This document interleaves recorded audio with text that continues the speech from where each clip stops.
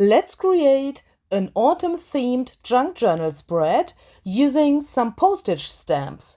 This project was inspired by the autumn prompt list created by my junk journal friend Maud from the Netherlands.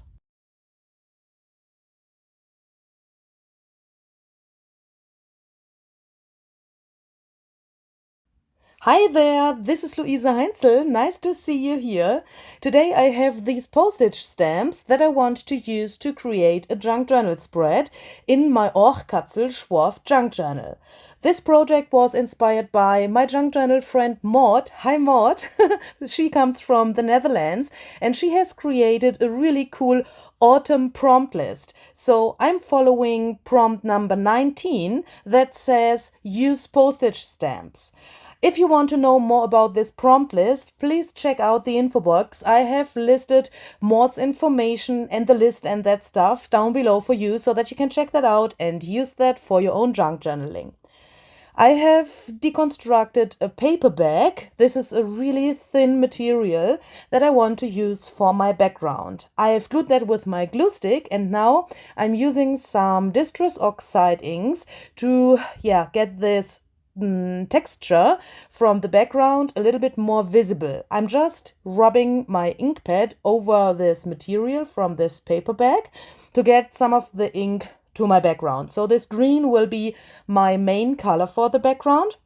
And then I have this stencil here.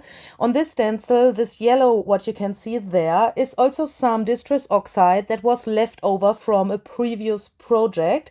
And I'm just spritzing some water, not with the goal to get a clear result of this stencil. Of course, that's not possible. It's too less ink, but I want to have the yellow on my page as well. I think these colors fit really well to autumn and to the season, that we have at the moment. I'm drying this with my heat gun so that I can apply another color of distress oxide. This is a new color. I have bought that the other day on Amazon and I was really excited when I used this the first time how this will come out. But this is so cool. This red is such a great color, especially for autumn themed spreads. So I've spread some water here as well to get some kind of a mix of the other colors and the red, and also to get this oxide effect from the ink really visible. I wanted to have something that's colorful but a little bit muted to get this really strong autumn feeling. After I had dried that, I had this thing here from an envelope with some washi tape on it. So the prompt is use postage stamps, but for me it's also using everything that you can find on an envelope that was sent to you. So I've used the washi tape, the piece of this envelope flap, and also these white things that come from an envelope that was sent to me from overseas. And these little lines on this white thing were really interesting for me, and I thought, why not using that as well? And often we have some envelopes that have not this really beautiful stamps on them, but they have this printed things from the post office, like you can see on this yellow paper there. So I thought it could be a really cool mix to use some real postage stamps like this blue one and the green one on the left side that you can see there, and this postmarks and this stamps that are made from a machine. I have also this airmail label there, and I thought this could be a really cool background for my page. So I glued that with my glue stick, and after that, I have decided that I want to bring out this structure from the background a little bit more. So I used this finger sponge and this red oxide ink, and I tried to go over this little folds and this, there's little waves in the paper to get this out a little bit more. That worked, medium well. So I took my distressing tool and some vintage photo ink and went over that again, so that this is like some trees or that stuff, but in a really abstract way. Then I've used this stencil that I've used before to get the yellow to my page, but this time I went over it with my distressing tool to get the clear result of this stamp, to get the imagination of some brown florals in the background, perhaps some trees, yeah, what you would like to see in this background. So it's up to you what you see there. Then I have fuzzy cut out this image from my OACHKATZLSCHWOAF junk journal kit. That kit you can find in my Etsy shop. It's listed down below in the description box as well if you want to check that out.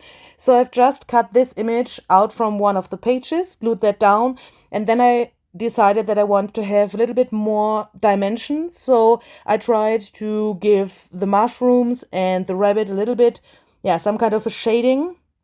For that I've used my Stabilo oil pen and a water brush and my hand tool, hand palette, or how can you say that? So I really like to, mute the color of the Stabilo oil pen down by putting the color to my hand. I don't know why I'm doing that, but that's for me the easiest way to see how intensive this color is.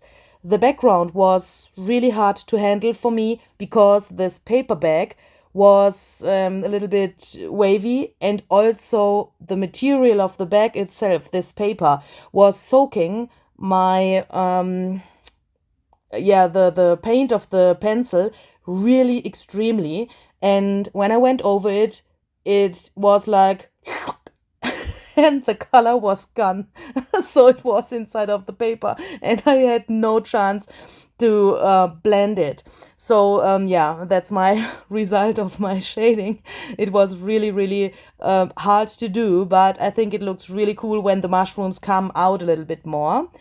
Then I had these little flowers here. I got them in a happy mail during my 10,000 subscribers junk journal tag challenge here on YouTube. And I wanted to include these flowers to my journal as well. So yeah, I mixed them up a little bit, made some cute combinations out of these die cuts. And then I've glued them as, yeah, some kind of a highlight here to this page. Little bit white to the middle. I think that looks really cute when everything is white in the middle and this darker petals around. And in the end, I've splattered some black splatters here with my water brush.